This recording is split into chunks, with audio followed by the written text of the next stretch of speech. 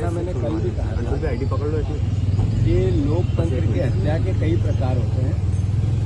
उसमें एक प्रकार होता है कि पॉलिटिकल वेंडेटा के रूप में विपक्ष के कार्यकर्ताओं को डराना, धमकाना, प्रशासन से अलग अलग तरीके से यातनाएं देना, विपक्ष के नेताओं को बदनाम करना और लगातार अपने बातों को छुपा रहे।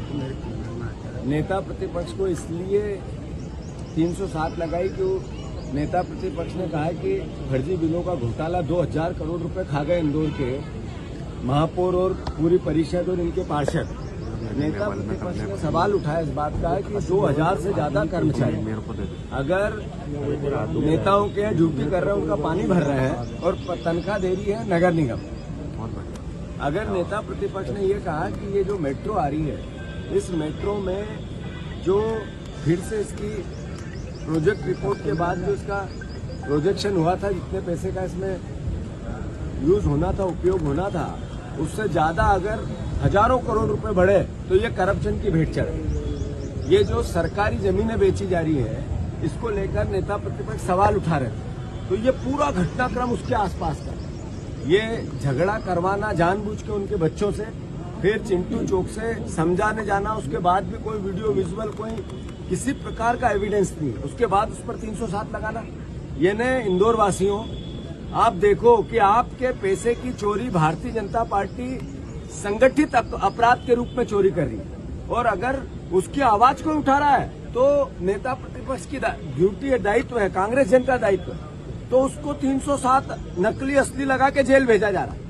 मैं इंदौर वासियों से प्रार्थना करना चाहता हूँ, चिंटू चौक से कि आज नहीं तो कल जमानत हो जाएगी, पर इंदौर के साथ भारतीय जनता पार्टी हिस्ट्री सीटरों के साथ फोटो खिंचवा कर गुंडई, राजनीतिक माफिया, जैसे मैंने पहले कहा था, किस तरह का वातावरण इंदौर शहर का बन रहा है।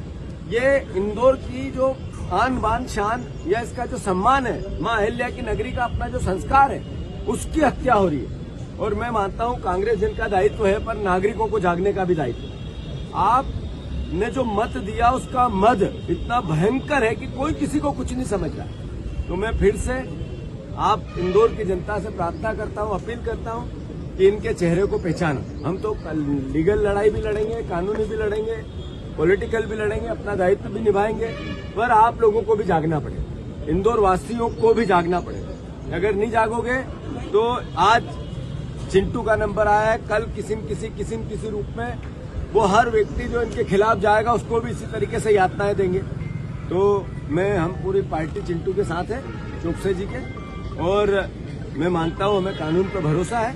और 307 लगनी थी तो उधर भी लगनी थी, ज्यादा इधर लगी, इनके पक्ष में लगी। पर जिस तरह का हठधर्मिता चल रही है, जैसा मैंने कहा, प्रशासन, पुलिस जिसका दायित्व है इस कानून व्यवस्था को चलाने का, वो भी एक तरह से नौकरी हो गई, दिहाड़ी। कल भी मैंने बोला था, नौकरी नहीं कर रहे हैं, दाड़की कर रहे हैं बीजेपी के नेताओं के। और मैं समझता हूं इनको अपने गिरेबान में झांकना चाहिए, आत्ममंथन करना चाहिए। सारे पुलिस विभाग के साथियों से मेरा आग्रह है कि इस पुलिस की वर्दी को आप इसका सम्मान करो। अगर इतना अपमानित होंगे तो ये जगह जगह पुलिस की जो पिटाई, यही टीआई को मारा गया था, क्यों मारा गया था? क्योंकि पुलिस की वर्दी बायज्ड होगी, इसलिए मारा गया था। तो ये गलत हुआ था, होना नहीं था, पर इसका सम्मान करना आप लोगों का दायित्व है, ये भी करो।